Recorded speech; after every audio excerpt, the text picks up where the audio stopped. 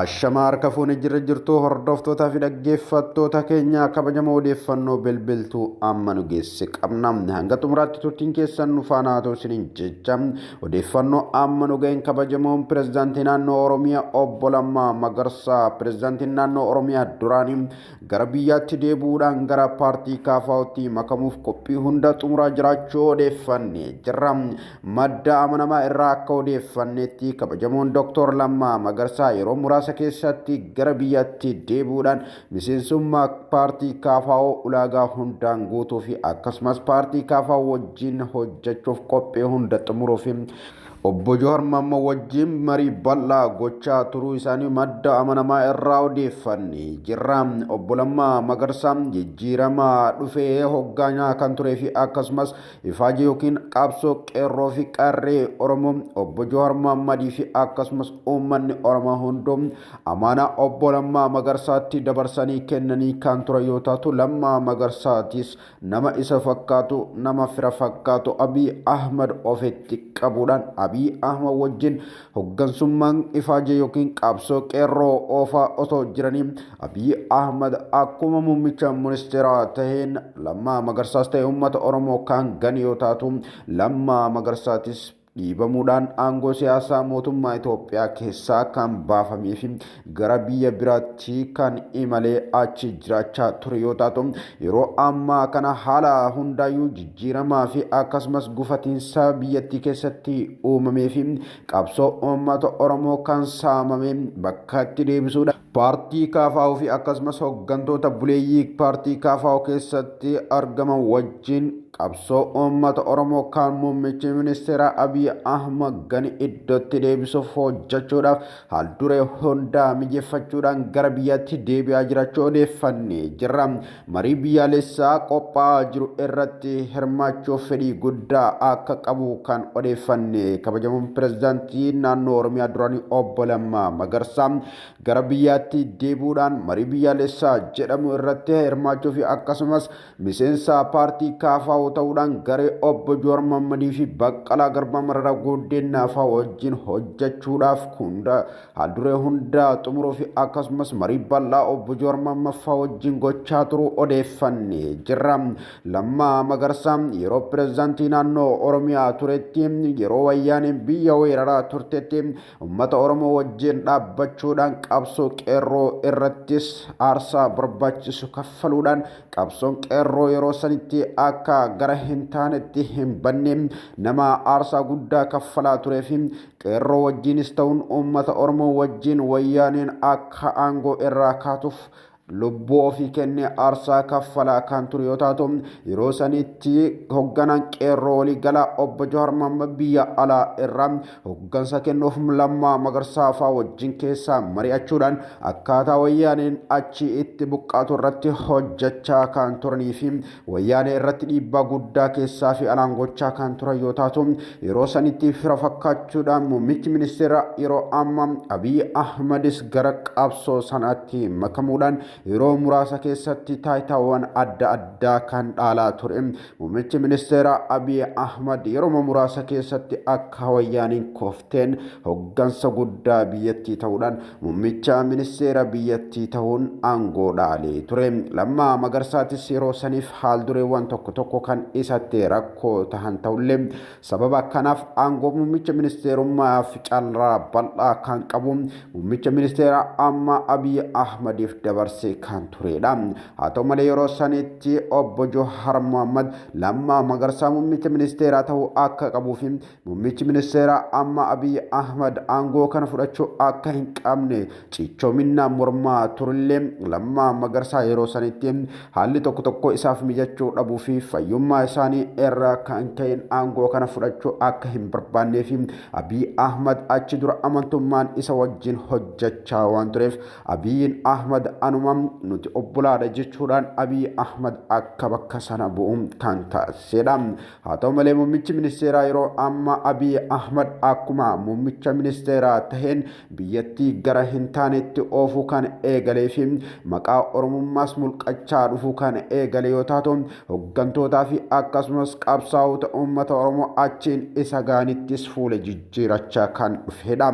Keessattuu Lammaa Magarsaa fi muummichi ministeeraa Abiy Ahmad yoomillee nama addaan bahu miti jechuudhaan addunyaan guutuun dinqisiifachaa kan turte taatullee isaanis nuti obbolaadha eenyuyyuu addaan nuun baasu jechuun dhaaddachaa kan turanidha. Haa ta'u malee muummichi ministeeraa yeroo ammaa Abiy Ahmad tarsiimoo haaraa as fuudhuudhaan paartiilee biyyattii keessattuu paartiilee naannolee diiguudhaan paartii bilxiginnaa jedhu ijaaruuf kan yaadee ture yoo taatu Lammaa Magarsaatis haala gaariin wajjin deemaa utoo jiranii yaada kana duratti wal dura kan dhaabbatanidha. Lammaa Magarsaa naannoon hunduu paartii mataa isaa akkuma jiraatutti haa jiraatu akka federaalaatti akka muummicha ministeeraatti hoogganummaan federaalummaa dhaalchifne akkasumatti hojjanna jechuudhaan yaada duraanii kan dhiyeesse yoo taatu Abiy Ahmad yaada haaraa fiduudhaan yaada ida'amu bilxiginnaa ijaaruu kan as baase yoo taatu Lammaa Magarsaa kana gonkumaa hin fudhannu jechuudhaan dura kan dhaabbatedha. Yeroo kana muummichi ministeeraa Abiy Ahmadis tarsiimoo uummanni Oromoo ittiin qabsoo isaa gaggeeffachaa dhufe dura dhaabbachuu fi akkasumas karaa uummata Oromoo irraa maqaa kan dhufe yoo taatu siidaalee gabroonfattoota hedduus masaraa mootummaatti ol guuratee jira. Kanumarraa kan ka'e muummicha ministeeraa fi akkasumas Lammaa Magarsaa jidduutti dubbiin dhalachuun kan dhufedha. Uummanni Oromoos harka isaa muummicha ministeeraa Abiy Ahmad jalaa fudhachaa kan dhufedha. Lammaa Magarsaatis nama uummata Oromootti afaan as deebi'ee fi qabsoo uummata Oromoo gane kan isa gane kana wajjin taa'ee hojjechuu irraa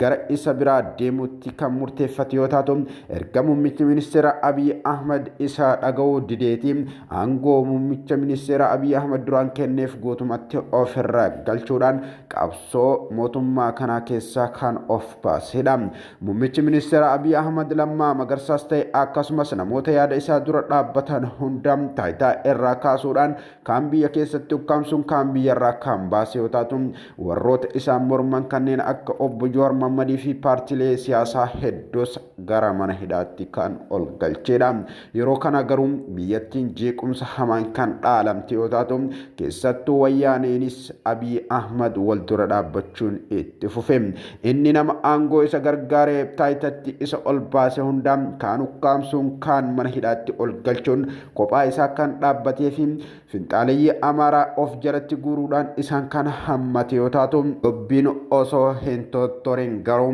Tigiroonni yookiin juntaa jechuudhaan kan mootummaan yaamuun dubbii itti kaasuudhaan lolli guddaan achitti baname. Yeroo kana Abiy Ahmad nama yaada furmaataa nama yaada injifannoo isaaf laatu dhabuudhaan qophummaa isaa kan marataa ture yoo taatu biyyattiinis akka hin taane ta'uudhaan qabeenyaanis ta'ee diinagdeen dachii jala dabartee waraanaanis lubbuun namaa achitti qisaasaa kan turtedha. Yeroo kana muummicha ministeera Abiy Ahmad addunyaan duraan noobeelii badhaafte itti garagaluudhaan deeggarsa namoomaa itti gochaa turte irraa kutuudhaan qoqqobbii garaagaraa kan irra keetti yoo taatu harki Abiy Ahmad adadumaan lamshaa kan dhufedha. Kanumarraa ka'uudhaan Abiy Ahmadis adada aangoon isaa dadhabaa dhufteen biyyattiin kufaa dhufteen yeroo ammaa kana hayyoonni marii biyyaalessaa gochuun akka qabanii fi hayyoonni akka isa barbaachisan arguudhaan hayyoota duraan hidhee fi kan duraan ofirraa fageesses gara marii biyyaalessaa isa jedhamu kanaan gara deebisuudhaan biyyattiin kufaatii irraa akka kaatu kan barbaade yoo taatu namoota hidhee tures kan gadi dhiisedha. Biyyoonni addunyaa garaagaraa fi akkasumas dhaabbileen mirgoota namoomaa hedduunis qoqqobbii irratti waan darbaniif hayyoota hiikuuf kan dirqamee fi akkasumas hayyoota biyya biraa jiranis waammachuun dirqama kan itti ta'e karaa marii biyyaalessaatiin abbootii amantaa fi jaarsoleenis rakkoo biyyattii tana irratti mari'achuudhaan furmaanni waraana akka dhufu murteessuun dirqama itti ta'e. Yeroo kana hayyoonni mana hidhaa turanis hidhaadhaa kan bahanii fi akkasumas Lammaa Magarsaatis yaada isa gara gara biyyaatti deebisuudhaan biyyattii tana kufaatii keessaa baasuu fi injifannoo uummata Oromoo fi qeerroo saamamee tures iddootti deebisuuf kan murteessee fi miseensa paartii KFO ta'uudhaan hooggantoota paartii KFO wajjin qabsoo karaa nagaatiin muummicha ministeeraas ta'e warra uummata Oromoo saame hunda harkaan qabsoo uummata Oromoo deebisuuf kan murteeffatee fi yeroo muraasa keessatti gara biyyaatti deebi'uuf akka jiru madda amanamaa irraa odeeffannee jirra. Lammaa Magarsaa fi Jowaar Mohaammed erga Jowaar Mohaammed mana hidhaatii bahee marii bal'aa kan godhanii fi haal duree hunda irratti mari'achaa kan ture yoo taatu Lammaa Magarsaatis gara biyyaatti deebi'uudhaan qabsoo uummata Oromoo ganamee fi dukkana uummata Oromootti bu'ee kana keessa uummanni Oromoo akka bahuuf gara biyyaatti deebi'uun dirqama akka ta'e irratti walii galuudhaan yeroo muraasa keessatti Lammaa Magarsaa gara biyyaatti deebi'aa jiraachuu madda kana irraa odeeffannee jirra. Hordoftootaa fi dhaggeeffattoota keenya odeeffannoon nuti ammaaf qopheeffanne kana hanga ammaa dhaggeeffachaa turtanidha. Waa'ee kanaas ta'e akkasumas odeeffannoolee biroo haala hundaa jala buune hordofne kan isin biraan geenyu yoo ta'u namoonni YouTube chaanaalii keenyaaf haaraa taatan immoo asuma YouTube chaanaalii keenyaa subscribe godhachuudhaan odeeffannoo keenya yeroo nurraa qoodadhaa isiniin jenna. Odeeffannoo keenya kan biroo yeroo itti aanutti hanga walitti deebinutti lafa nagaa nuuf jiraadhaa. Fayyaa ta'aa.